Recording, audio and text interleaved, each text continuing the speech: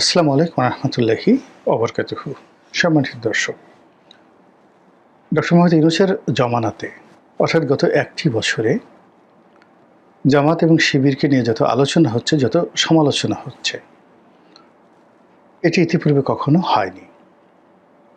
জামাত এবং শিবিরের যারা পক্ষের লোক তারা বলার চেষ্টা করছেন নয়, তারা বিশ্বাস করেন, অন্তঃস্থল থেকে বিশ্বাস করেন যে এটি একটি রহমতের দল, এটি একটি বরকতের দল। এই দলের যারা নেতাকর্মী রয়েছে তারা সবাই আল্লাহ ভীরু, সবাই সৎ এবং সবাই জান্নাতি। পৃথিবীতে যদি জীবন্ত জান্নাতি কোনো প্রাণীকে কেউ দেখতে চান, তবে জামাত শিবিরের অফিসে গিয়ে তাদের পবিত্র বদনের দিকে তাকালেই আপনারা বুঝতে পারবেন যে জান্নাতি মানুষের চেহারা কেমন হবে, সুরত কেমন হবে, পোশাক কেমন হবে, আচার কেমন হবে, আচরণ কেমন হবে। গত একটি বছরে জামাত শিবিরের কতিপয় লোকদের বিরুদ্ধে দুর্নীতি, অনিয়ম, চাঁদাবাজি, খুন, ধর্ষণ, রাহাজানি থেকে শুরু করে নানা রকম দুর্নাম বদনাম রটে যাচ্ছে। এটা নিয়ে জামাত শিবিরের কোনো মাথা ব্যথা নেই। তাদের বক্তব্য হলো যে ক্ষমতার পট পরিবর্তনের পর ফেরেশতাদের মধ্যে যদি আজাজিল থাকে, শয়তান থাকে, তাহলে এই জামাত শিবিরের মধ্যে 2-4 জন লোক খারাপ থাকবে, এটা তো স্বাভাবিক। কিন্তু সেটার পার্সেন্টেজ কত? বিএনপির মতো তো আর নয়, জাতীয় পার্টির মতো নয়, কিংবা আওয়ামী লীগের মতো নয়, একেবারে খুবই অল্প। এবং তারা ধরা পড়ার সঙ্গে সঙ্গে দল তাদেরকে বহিষ্কার করছে, তাদের সাথে সম্পর্ক নষ্ট করছে এবং যথাসম্ভব তাদেরকে এড়িয়ে চলার চেষ্টা করছে। এর বাইরে আবার নতুন করে ছাত্রলীগ থেকে বা আওয়ামী লীগ থেকে অনেকে হয়তো ঢুকে গেছে, আবার অনেকে অন্য দল করতো, সেখান থেকেও সুযোগ সুবিধা নেওয়ার জন্য জামাত শিবিরে ঢুকে পড়েছে, ফলে তাদের দায়ও সামলাতে হচ্ছে। কিন্তু জামাত মনে করে তাদের 99% লোকই জান্নাতি লোক। এই গেল একটি অংশ। তো বোঝার চেষ্টা করুন যে জামাতের যারা লোকজন, তারা হিমালয়ের চূড়া মাউন্ট এভারেস্ট, সেখানে তাদের সিংহাসন তারা বিছিয়ে একবার জমিনের দিকে তাকায়, একবার আসমানের দিকে তাকায়, এবং আসমান এবং জমিনের মাঝামাঝি তারা একটা রাজত্ব প্রতিষ্ঠা করার স্বপ্ন দেখে। অন্যদিকে জামাতের যারা বিরোধী পক্ষ, সেটা বিএনপি হোক, আওয়ামী লীগ হোক, বা অন্য বামধারার লোকজন হোক, কিংবা ইসলামপন্থী লোক যারা জামাতি আকীদাকে, আচরণকে, তাদের ধর্মকর্ম পালনের রীতিনীতিকে এবং তাদের ধর্ম সংক্রান্ত বিশ্বাসকে যারা মনে করে এটা মুনাফিকি, তারা কাফের এবং তারা এই জমিনের জন্য অকল্যাণকর, তো তারা যেটা বলার চেষ্টা করছেন যে এই দেখো আমরা বহু বছর ধরে জামাত সম্পর্কে যে সকল কথাবার্তা বলে আসছি, এরা যে কত খারাপ, এই অল্প কয়েকদিনে, 1 বছরে তাদের মানচিত্র দেখো, তাদের আকার দেখো, আকৃতি দেখো, তাদের ফিজিক্স দেখো, তাদের কেমিস্ট্রি দেখো, তাদের ভূগোল দেখো, তাদের অঙ্ক দেখো, সব কিছু উলটপালট করে ফেলেছে। যেখানে শূন্য ছিল সেখানে তারা শূন্য আগে একটা 1 বসিয়ে আরও 100টা শূন্য যোগ করে নিয়েছে। যেখানে মাইনাস ছিল সেখানে তারা প্লাস বানিয়ে ফেলেছিল, যেখানে যোগ ছিল সেখানে তারা গুণ করে ফেলেছে, যেখানে বিয়োগ ছিল সেখানে তারা গুণ বানিয়ে ফেলেছে। এবং এই যে তাদের যে রাতারাতি পরিবর্তন করার ক্ষমতা, এটাকে অনেকে বলার চেষ্টা করেছে যে এটা মুনাফিকের লক্ষণ।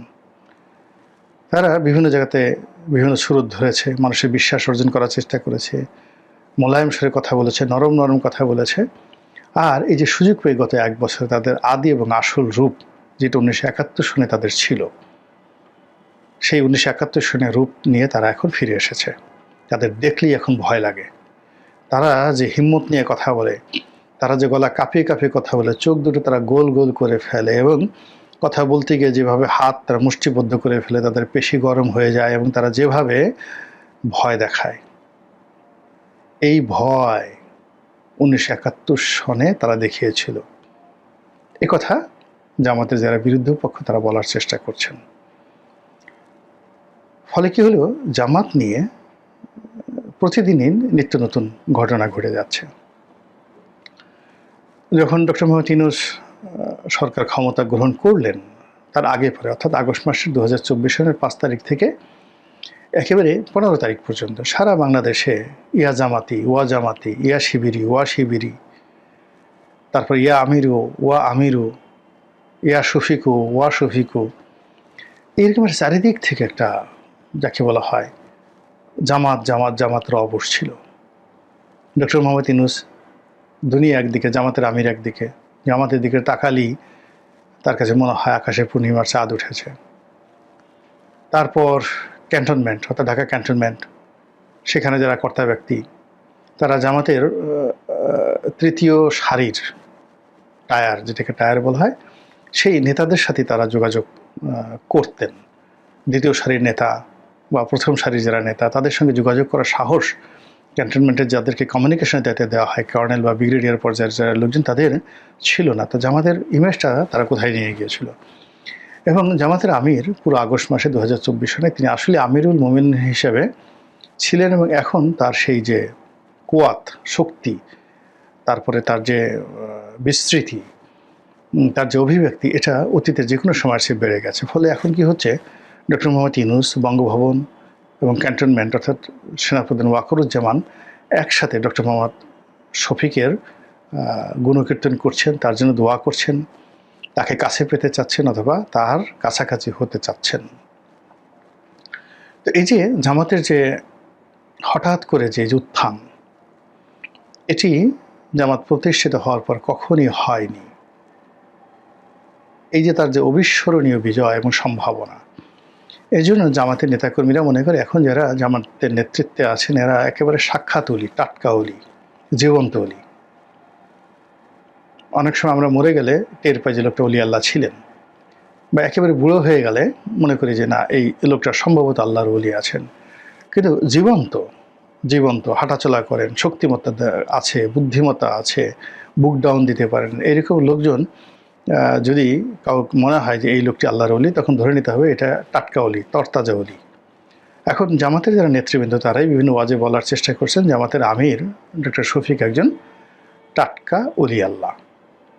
তো এই ধরনের কথাবার্তা শুনতে যারা অভ্যস্ত নয়, বাম ঘরানার যারা লোকজন রয়েছেন, তারপরে জামাত বিরোধী যে সকল লোকজন রয়েছেন, আওয়ামী লীগের পক্ষে রয়েছেন, এবং এই মুহূর্তে রাজনৈতিকভাবে যেহেতু বিএনপির সঙ্গে জামাতের সম্পর্ক খারাপ, কাজেই জামাতকে টেনে হিসড়ে ঘৃণিত, নিন্দিত পর্যায়ে নামানোর জন্য কতগুলো ন্যারেটিভ তারা রাস্তায় ছেড়ে দিয়েছে, বাজারে ছেড়ে দিয়েছে। সেই যে পুরনো স্লোগান জামাত শিবির রাজাকার, এই মুহূর্তে বাংলা ছাড়, এখন এটা ঢাকা বিশ্ববিদ্যালয় থেকে শুরু করে সকল বিশ্ববিদ্যালয়ে এই আগস্ট মাসে নতুন করে চালু হয়েছে এবং এটা চলতে থাকবে। দ্বিতীয় যে ন্যারেটিভ তারা চালু করার চেষ্টা করছেন, সেই ন্যারেটিভ হলো যে জামাত কোনো ক্ষমতা পায়নি, কোনো কিছু পায়নি। তো তারা এখন এই অবস্থা করছে, আর ক্ষমতা পেলে না জানি তারা কি করে ফেলবে। এই গত কয়েক মাসে বাংলাদেশে যে সকল মাজারে আক্রমণ চালানো হয়েছে, যে সকল জায়গাতে নামাজ নিয়ে বাড়াবাড়ি করা হয়েছে, যে সকল জায়গাতে বিভিন্ন কবরস্থান ভেঙে ফেলা হয়েছে, এবং নারীদেরকে শালীনতার মধ্যে রাখা, শরিয়া আইন বাস্তবায়ন করা, কোরআনের আইন বাস্তবায়ন করা, এই সকল বিষয়গুলো নিয়ে যে সকল ন্যারেটিভ ইতিপূর্বে আওয়ামী লীগ করত, এবং সেই সকল ন্যারেটিভ আবার নতুন করে জামাত বিরোধীরা শুরু করেছে যে এরা যদি ক্ষমতায় আসে তাহলে তো নারীদেরকে কাজ করতে দেবে না আফগানিস্তানের মতো, তাদেরকে সারাক্ষণ বোরকা পরে চলতে হবে, এরপর কথায় কথায় শরীয়তের বিচার হবে, তারপরে হাত কেটে দেওয়া হবে চুরির জন্য, কেউ যদি ধর্ষণ করে, ধর্ষণের চেষ্টা করে, তার লিঙ্গ কেটে দেওয়া হবে। এবং সেদিন তো এটা আমি আমার ইউটিউব চ্যানেলে বললাম, সেদিন একজন সিনিয়র সাংবাদিক মিস্টার আজিজ, তো মিস্টার আজিজ এই মুহূর্তে খুব জনপ্রিয় টেলিভিশন টক শোতে, তিনি আমার সঙ্গে একটি টক শোতে ছিলেন, তিনি তো আগের চোটে বলে ফেললেন যে জামাত যদি ক্ষমতা আসে তাহলে বেশিরভাগ মানুষের নুনু কেটে দেবে। এখন এই নুনু কেটে দেবে এই কথা বলার সঙ্গে সঙ্গে আবার ওনার কী মনে হলো, অনুষ্ঠান শেষে বললো যে আচ্ছা এই নুনু শব্দটা কেটে দেওয়া যায় না। তো সবাই বললো যে ভাই এটা তো লাইভে চলে গেছে, এখন আর এটা কাটার কোনো সম্ভাবনা নাই। তো ভদ্রলোকের মনটা খারাপ হয়ে গেল। এর কারণ হলো যে জ্ঞানী মানুষ, তিনি হয়তো বুঝতে পেরেছেন যে এটার একটা বিপদ হতে পারে। এর কারণ হলো ইদানিং নুনু এবং নুনুস নুনুস।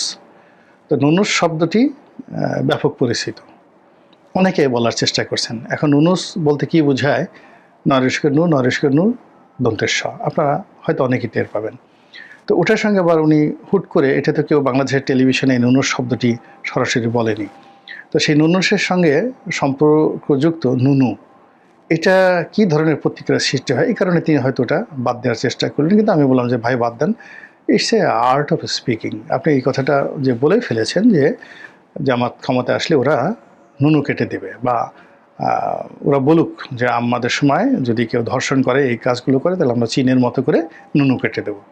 তো এটা খারাপ কি হয়েছে? তো ভদ্রলোক সেখান থেকে চলে গেলেন। তো এই ধরনের ন্যারেটিভগুলো কিন্তু চালু হয়ে গেছে। জামাত বিরোধী যে সকল ইসলামী সংগঠন রয়েছে, তারা তো আগে জামাত সম্পর্কে নানা কথাবার্তা বলতেন, এখন আবার নতুন করে তারা এই জামাতের মুনাফিকি, জামাতের অধার্মিক কর্মকাণ্ড ইত্যাদি নিয়ে ব্যাপকভাবে তারা সমালোচনা শুরু করেছেন।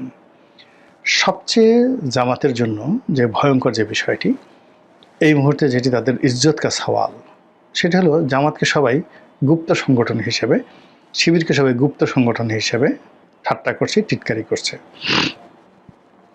এবং এই গুপ্ত সংগঠন ইতিমধ্যে তারা এটা বেশ পপুলার করে ফেলেছে। জামাতের লোকজন সরাসরি এভাবে কিছু বলতে পারছেন না, কিন্তু তারা খুব ক্রোধান্বিত, রাগান্বিত, রাগে থর করে কাঁপছেন। কিন্তু বাস্তবতা হলো যে বিরোধী পক্ষ তাদেরকে যে গুপ্ত সংগঠন ট্যাগ লাগিয়েছেন বা পোক করেছেন, এটা এখন একটা ধ্রুব সত্যে পরিণত হয়ে গেছে। গুপ্ত সংগঠন বলতেই এখন সিরাজ শিকদারের সংগঠন সরবরাহ পার্টিকে বোঝায় না। আপনি যে কোনো জায়গায় যদি এখন বলেন জামাত বা শিবিরকে, লোকজন বুঝে ফেলবে গত ৩-৪ মাসে এই জামাত গুপ্ত সংগঠন। এই কথাটি বেশ কয়েকজন সাংবাদিক, দেশের যারা প্রথিতযশা সাংবাদিক রয়েছেন, লেখক রয়েছেন, এরা জামাতের বিরুদ্ধে ন্যারেটিভটি কিন্তু চালু করে দিয়েছে। এবং সবচেয়ে ভয়াবহ যে বিষয়টি, সেটি হলো ছাত্রলীগের যে যত দায়, যত কর্মকাণ্ড, এমনকি আবরার হত্যা থেকে শুরু করে সেই ছাত্রলীগের চাপাতি মিছিল, এরপর ঢাকা বিশ্ববিদ্যালয়ের যে গণরুমে চাঁদাবাজি থেকে শুরু করে যা কিছু হয়েছে, যত সন্ত্রাস হয়েছে ছাত্রলীগের নামে, যেটা সারা বাংলাদেশে নিন্দার ঝড় তুলেছিল, সেই জিনিসগুলো এখন শিবিরের ঘাড়ে চাপানো হচ্ছে। এর কারণ হলো, এটা এখন ওপেন সিক্রেট যে শিবিরের শীর্ষ অনেক নেতা থেকে শুরু করে বহু সংখ্যক নেতাকর্মী, শীর্ষ নেতা যাদেরকে আমরা এখন ইদানিং চিনছি, আর হাজার হাজার নেতাকর্মী যাদেরকে আমরা চিনি না, যারা ছাত্রলীগের ভেগ ধরে, ছাত্রলীগের ভং ধরে, ছাত্রলীগের পরিচয় বহন করে শেখ হাসিনার জামানায় ছাত্রলীগের যত অপকর্ম, সেই অপকর্মকে তারা তাল দিয়েছে। অনেকে তারা যে শিবির নয়, এই জিনিসটা প্রমাণ করার জন্য তারা অতিরিক্ত ছাত্রলীগ হয়েছে। একটা ছাত্রলীগ যদি কোনো একটা রিক্সাওয়ালাকে 2টা থাপ্পড় মারতো, তো শিবির হিসেবে যে লোক ছাত্রলীগের ভান করে ছাত্রলীগের মধ্যে আছে, সে গিয়ে 2টো থাপ্পড় দিল। একজনে 10 টাকা চাঁদাবাজি করলো, 20 টাকা চাঁদাবাজি করলো, একজন 10টা সন্ত্রাস করলো ও 20টা সন্ত্রাস করলো, শুধুমাত্র নিজের পরিচয়টা গোপন রাখার জন্য। ফলে কি হলো, ওই সময়টিতে আওয়ামী লীগ জামানাতে ছাত্রলীগের নামে যে সকল অন্যায় হয়েছে, অপকর্ম হয়েছে, এখন যে সকল অপকর্মে সরাসরি বোঝা গেছে যে এখানে ছাত্রলীগের এই নেতা জড়িত, এর নাম পদ পদবী জড়িত, তো সেক্ষেত্রে হয়তো তারা দায়ী। কিন্তু যে ক্ষেত্রে ছাত্রলীগের যে হোল সংগঠন দায়ী, এই বিশ্ববিদ্যালয়ের এই হলে ছাত্রলীগের ছেলেরা এই কাজ করেছে, অমুক হলে এই কাজ করেছে, মেয়েরা থেকে শুরু করে ছেলেরা, তো এই সকল কুকর্মের জন্য এখন সবাই দায়ী করছে যে এরা শিবির। ছাত্রলীগের লোক এই কাজ করতে পারে না, শিবিরে এই কাজ করেছে নিজেদেরকে প্রমাণ করার জন্য। এবং এটা সমাজের এত বড় বড় জায়গা থেকে, এত ভালো ভালো জায়গা থেকে, এবং এত যাকে বলা হয় নির্ভরযোগ্য জায়গা থেকে বলা হচ্ছে যে এই ন্যারেটিভের বিরুদ্ধে পাল্টা কাউন্টার ন্যারেটিভ দাঁড় করানো যাচ্ছে না। প্রথম দিকে যখন এরকম একটা কথা আসলো যে এটা কি ধরনের নীতি নৈতিকতা, প্রথমত তারা এই সুদীর্ঘকাল সেই 2011-12 থেকে তারা পালিয়ে তারা সংগঠন করত। সরকার যত চাপ প্রয়োগ করেছে তারা তত বেশি পালিয়েছে। তো সেই সময়টাতে তারা কৌশলগত কারণে ছাত্রলীগের মধ্যে ঢুকে পড়েছে, যুবলীগের মধ্যে ঢুকে পড়েছে, যুব মহিলা লীগের মধ্যে ঢুকে পড়েছে, মহিলা লীগের মধ্যে ঢুকে পড়েছে। এই কাজটা কতটা নীতি বিরুদ্ধ বা যাকে বলা হয় নীতি নৈতিকতার মধ্যে পড়ে। তো শিবির এবং জামাতের লোকগুলো বলার চেষ্টা করেছেন এটা একটা রাজনৈতিক কৌশল, এবং এই কৌশল অবলম্বন করা বৈধ, এবং তারা আল্লাহ রাসূলের জামানারও কতগুলো ঘটনা তারা বর্ণনা করার চেষ্টা করেছেন। কিন্তু হালে এই জিনিসগুলো পানি পাচ্ছে না। যখন 10 মুখে বলা হচ্ছে যে এটা মুনাফিকি, আপনার দুষ্টুমি করা, কুটনামি করা, ছলচাতুরির আশ্রয় নেওয়া, কৌশল অবলম্বন করা, এই শব্দগুলোর মধ্যে অনেক পার্থক্য রয়েছে। আবার কোনো একটা বিশেষ উদ্দেশ্যকে সামনে নিয়ে কোনো একটি কাজকর্ম করা, সেটারও একটা উদ্দেশ্য রয়েছে। এটা যুদ্ধ কূটনীতিতে অনেক ক্ষেত্রে এটা মার্জনীয় অপরাধ, অমার্জনীয় নয়। কিন্তু যখন একটা কন্টিনিউয়াস বছরের পর বছর সন্ত্রাসের যাকে বলা হয় আশ্রয়ের মধ্যে থাকা, প্রশ্রয়ের মধ্যে থাকা, এবং সেই সন্ত্রাসের সহযোগী হওয়া, অপকর্মের সহযোগী হওয়া, তারপরে সেই সংগঠনের মধ্যে থেকে সেই সংগঠনকে দিয়ে নানা রকম কুকর্ম করা, আর সেই কুকর্মের দায় নিজেরা না নিয়ে সেই সংগঠনের উপর চাপিয়ে দেওয়া। ধরুন ছাত্রলীগের বহু ইউনিট রয়েছে, তো কোনো একটা ইউনিটে হয়তো 50 জন লোক আছে। এখন 50 জনের একটা ছোট্ট ইউনিটে যদি দেখা গেল সিঙ্গেল একটা ইউনিট, সেখানে 40 জনের শিবিরের লোক, তো তারা কোনো একটা জায়গাতে বাসে আগুন লাগালো, কোনো একটা থানা লুট করলো, কোনো একটা জায়গাতে সমন্বয়কদের মেরে ফেললো, কোনো একটা জায়গাতে ব্রাশ ফায়ার করলো, এবং দেখালো যে ছাত্রলীগ ব্রাশ ফায়ার করছে।